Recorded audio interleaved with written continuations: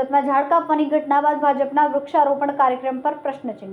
થોડા દિવસો પહેલા અશ્વિની કુમાર સ્વામિનારાયણ મંદિર રુસ્તમ બાગથી લક્ષ્મીનારાયણ સોસાયટી તરફના રોડ પર વગર પરમિશન ઝાડ કાપવામાં આવ્યા હતા। આ અંગે સ્થાનિકોનો આક્ષેપ છે કે ઝાડ કાપવાની કાર્યવાહી ભાજપના કોર્પોરેટરો અને પદાધિકારીઓની મિલીભગતથી કરવામાં આવી છે। આ ઘટના બાદ 25મી તારીખે ભાજપના કોર્પોરેટરો, પદાધિકારીઓ તેમજ સુરત શહેર અધ્યક્ષ અને ઉત્તર વિધાનસભાના ધારાસભ્ય કાંતિભાઈ બલ્લર દ્વારા ધરતીનગર પાછળ આવેલી પ્રાઇવેટ પાર્કિંગની જગ્યાએ વૃક્ષારોપણ કરવામાં આવ્યું। આ મામલે ગાર્ડન વિભાગના સુપ્રિન્ટેન્ડન્ટ અધિકારીને આવેદનપત્ર આપવામાં આવ્યું, જેમાં કેટલાક મહત્વપૂર્ણ સવાલો ઉઠાવવામાં આવ્યા। ઝાડ કાપવામાં આવ્યા તે ટ્રકમાં ભરીને ક્યાં લઈ જવાયા અને તેનો ખર્ચ કોણે કર્યો?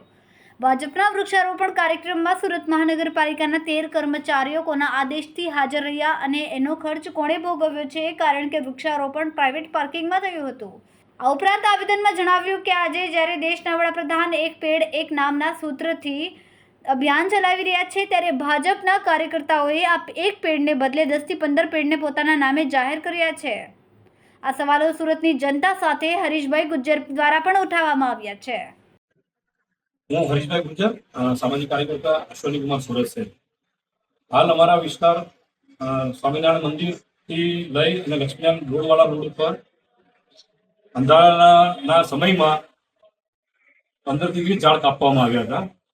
એની અમે રજૂઆત કરી હતી। ત્યાંના સ્થાનિક કોર્પોરેટર, સ્થાનિક ભારતીય જનતા પાર્ટીના કાર્યકર્તાઓને સ્થાનિક રજૂઆત કરી હતી, પરંતુ આજ સુધીમાં અમારી કોઈ કાર્યવાહી થઈ નથી। અમારા જે મિત્ર છે કમલેશભાઈ, જે દિવસે ઝાડ કપાતા હતા એ દિવસે મને ફોન કર્યો કે હરીશભાઈ, મારા આ રોડ ઉપર ઝાડ કપાય છે। તો મેં એને કીધું ભાઈ કે તમારી એને જે લાગતી વળગતી વસ્તુ હોય એને તમે એને જાણકારી આપો, એને ફોન કરો। એટલે મારા મિત્રએ ત્યાંના જે ભારતીય જનતા પાર્ટીના કોર્પોરેટર છે નિરાલીબેન પટેલ અને ત્યાંના જે યુવા પ્રમુખ છે ભારતીય જનતા પાર્ટીના મહેન્દ્રભાઈ દેસાઈ, ત્યાંના પૂર્વ કોર્પોરેટર મુકેશભાઈ કોઠિયા, આ બધાની લોકોએ રજૂઆત કરી દીધી। ત્યારબાદ કોઈ કાર્યવાહી થઈ નહીં, પરંતુ 25 તારીખે કોઈ ભારતીય જનતા પાર્ટીના મોટા નેતાનો કોઈ કાર્યક્રમ હશે ને એના હસ્તક વૃક્ષારોપણનો કાર્યક્રમ કરવામાં આવ્યો હતો। હું એ રસ્તા પરથી નીકળતા મારી નજર પડતા કે ભારતીય જનતા પાર્ટી દ્વારા થોડા દિવસ પહેલા આ ઝાડ કાપવામાં આવ્યા અને આજે આ 25 તારીખે આ લોકો વૃક્ષારોપણ કરે છે।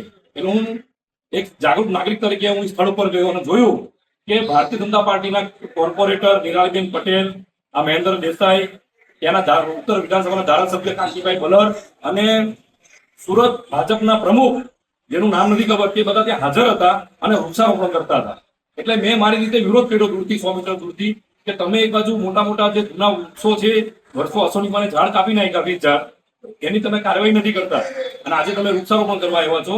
એટલે અમે આજે અહીંયા ગાંધી બાગ ખાતે જે ગાર્ડન વિભાગ છે અમે એમાં અરજી કરવા આવ્યા છીએ અને અમે માંગ કરીએ છીએ કે જે ઝાડ કપાયા, 20 થી 25 ઝાડ કપાયા, એ ઝાડ ક્યાં ગયા અને એ તમામ ખર્ચો કોના માટે? જો પ્રાઇવેટ કપાયા છે તો એની પર કેસ કેમ નથી થયો?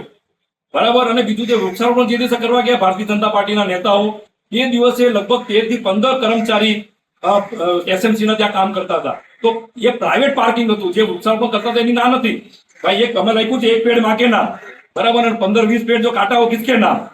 તો અમે આ મુદ્દાને લઈને આજે અમે બાદ ખાતામાં આવ્યા છે। તમે જે વૃક્ષારોપણ કર્યું એની અમને ના નથી, પણ તમે જે કર્મચારીને લઈને આવ્યા છે, 13 કર્મચારીને લઈને, એ કોના કહેવાથી આવ્યા? પ્રાઇવેટ પાર્કિંગમાં તમે જે વૃક્ષારોપણ કરો છો તે તમામ ખર્ચો કોણ ભોગવશે? એ સવાલ લઈને અમે બાદ ખાતા પાસે આવ્યા છે।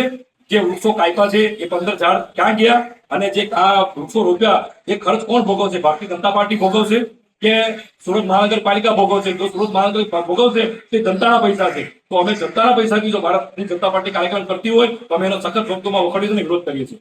જય હિન્દ, વંદે માતરમ।